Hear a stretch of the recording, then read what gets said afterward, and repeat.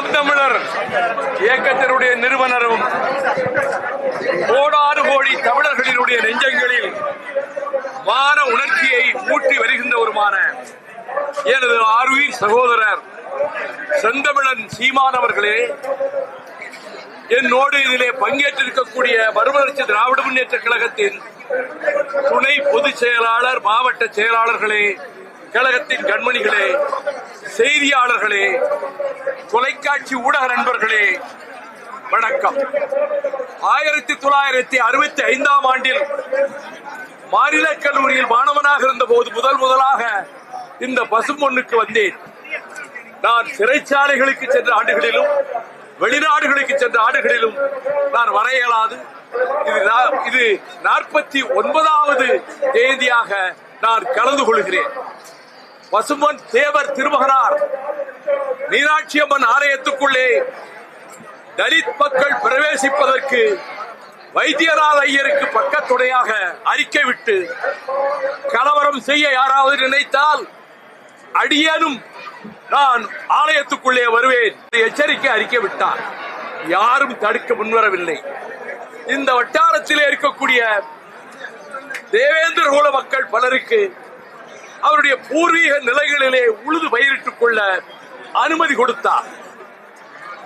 தமிழ்நாட்டில் அதிக ஆண்டுகள் பிரிட்டிஷ் சிறைச்சாலைகளிலே இருந்தவர்களில் முதன்மையானவர் பசும்பொன் தேவர் திருமகனார் ஆவார். நான் சின்னஞ்சிறு வயதில் 9 வயதாக இருக்கும் போது எங்கள் பகுதியில் சுற்றுப்பயணம் வந்த அவர்கள் பசும்பொன் தேவர் திருமகனார் என் இல்லத்துக்கு வந்தார். என் தந்தையாரை சந்தித்து நீங்கள் காங்கிரசுக்கு வேலை செய்யக்கூடாது என்று சொன்னார். அதன்படி அவர் வேலை செய்யவில்லை. அப்பொழுது என் மனதிலே அந்த சிம்மம் போன்ற தோற்றம், பிடரி சிகை அப்படி சுருண்டு இருக்கும் ஆஜானுபாகுவான தோற்றம். அவருக்கு அருமையாக சிலம்பம் தெரியும். ஒரு முறை அவர்களுடைய வண்டியை எதிர்த்தரப்பினர் மறித்த போது அவரே இறங்கி சிலம்பக்களியை வாங்கி அனைவரையும் விரட்டி அடித்த உடல் வலிமையும் கொண்டவர்.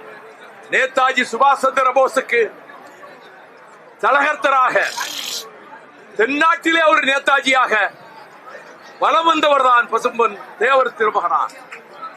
அவர் தேர்தலில் போட்டியிடுகிற காலங்களில் அவர் ஓட்டுக்கட்டு எங்கேயும் போனதில்லை. லட்சக்கணக்கான ஓட்டுகள் வித்தியாசத்திலே அவர் வெற்றி பெற்று வந்தார்.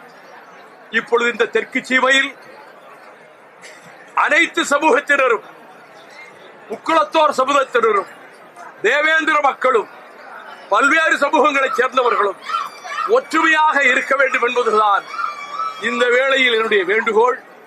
கசப்புகள் எல்லாம் கடந்த காலத்தோடு மறைந்து போகட்டும்.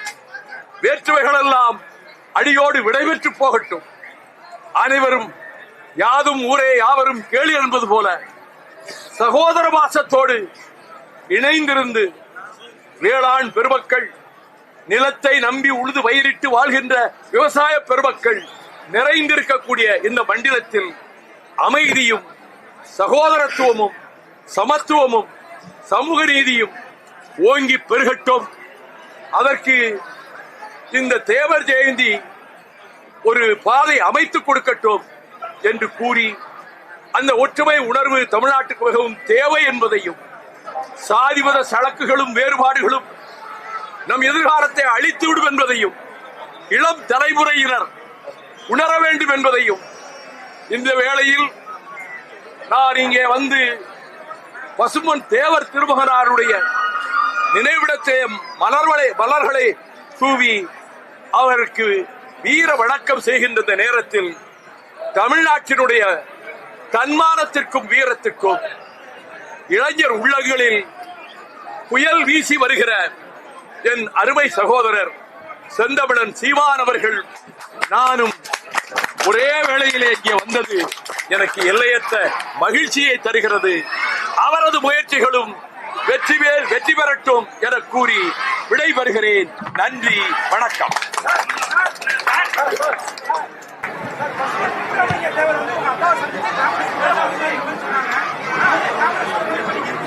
அதெல்லாம் காலம் கடந்து போய் எத்தனையோ வந்துருச்சு. அந்த எதிர்ப்புல இருந்து பசும்பொன் தேவர் திருமகனாரே அன்னைக்கு சொன்ன உணர்வோடு இருந்த மக்களே அது வெளியில இல்லையே.